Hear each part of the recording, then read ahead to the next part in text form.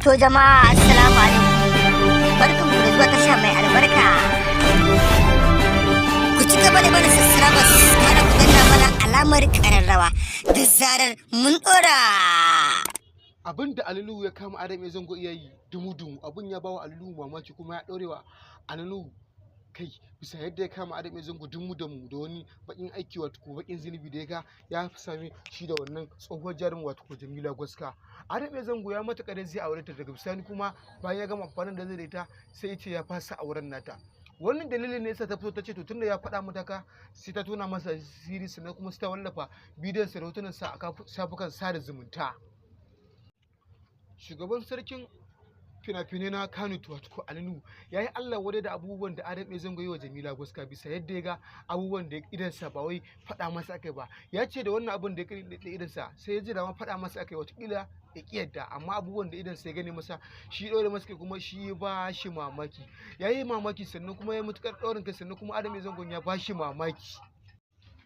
Ba komai bane bai tona wa Adam ya zango asiri bisa yadda yarinya ta dan yi wata tasa ta dauko ta ce masa ga yarinyar sa shi kuma yace sam ba zai dauki yarinya ba shi yarinyar bai santa ba kuma bai taba ganin yarinya ba kawai sai ta ce masa ga yarinyar sa ta ce to tun daga faɗa haka to dole za ta fasa amma ya asiri ta ce duk duniya ta san abubuwan da suke faruwa yayin yunkurin da dakatar da ita saboda kar ta faɗa ma duniya ta san me yake tafi ita ce mata to ta faɗa abin da take so a duniya zai mata idan gida ne zai siya mata in mota ce mai tsada zai siya mata idan waya ce ko iPhone 16 ce ya ce zai bata saboda sai yanzu in mata suna ɗaukin waya iPhone 16 har wannan wayar an bato ce zai bata amma wannan abin duk bata kallo wannan ba ta ce ko ya karɓi wannan yarinyar ko kuma ta tona mai asiri take ce masa ba shi da abin da zai bata sannan kuma ta fi ƙarfin arzikinsa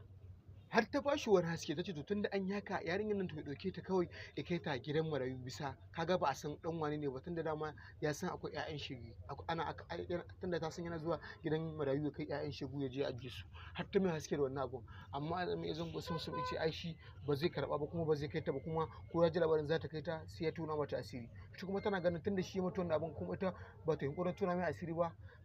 shi zai tona mata asirin ta ce tun da hanya ita bar ta fara tona mai asiri kan ya tona mata nata asirin wannan dalilin ne yasa Jamila Gwaska ta ce sai ta fasa kai kowa da kowa ya san abubuwan da Adam Zangon ya aikata mata wannan dalilin ne yasa taken ke sai ya fara da dama ake cewa ai shi bai san haka Jamila Gwaska haka take ba hakan ne yasa ta ce ai dama na faɗa ma kuma ban boye maka ba kuma ban munafurce ka ba nake cewa ko ka zo mu haɗa kai mu rufa juna asiri kuma taiwari kowa da kowa ya san me yake tafi hakan ne isa ta faɗa masa ce dama bata ɓoye masa ba kuma haka aka yi ɗin bata ɓoye masa ba amma sai Ibris da zancen ta yi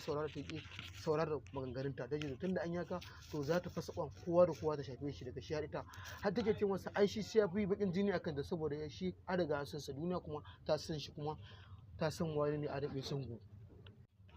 Sadiya Zainab Abdullahi wacce aka saninta da shugaban jarida ta Kano ta fito ta maganta ta ce ita a bata yarinyar za ta rike ta bisa halki za ta rike ta bil haƙi da gaskiya saboda ta ga abubuwan da suke faruwa ce kuce tsakanin Adam Zango da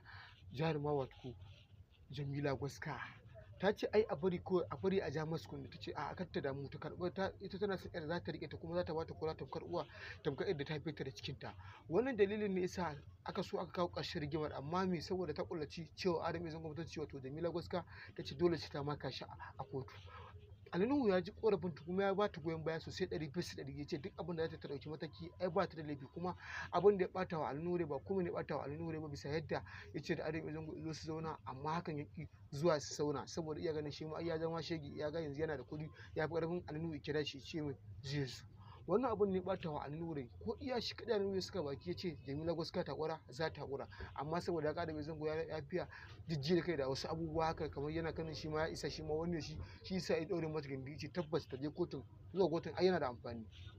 daga bisani Adam Zango ya fito ya fara bawa al'umma haƙuri bisa yadda abubuwan da ya ga abubuwan ya zama kamar wasa kuma ya ga abubuwan sai tafiya suke bidiyo iya ta yawo hotuna suna ta yawo hakan ne yasa ya fito ya maganta ce ba komai ne yasa yi wannan abun ba face sharrin shi kuma ya fito ya ce Jamila Gwaska ta ce nan ta rinjaye shi har yi mata wannan aika amma yana cewa shi kullum abubuwan da yake faruwa ya ce akwai abubuwan da iyaye tabbas ya san yanayi akwai kuma abubuwan da ake cewa yanayi da kuma alhalin ba yake ba amma abin da yake nema a gurin al'umma gabaki da al'ummar musulmai yana cewa a taya shi da addu'a kuma wannan abin insha Allah ya zama farko kuma ya zama ƙarshe in dai shi ne ya ce ba zai ƙara amfani da wata ba in dai ba ta sunna ba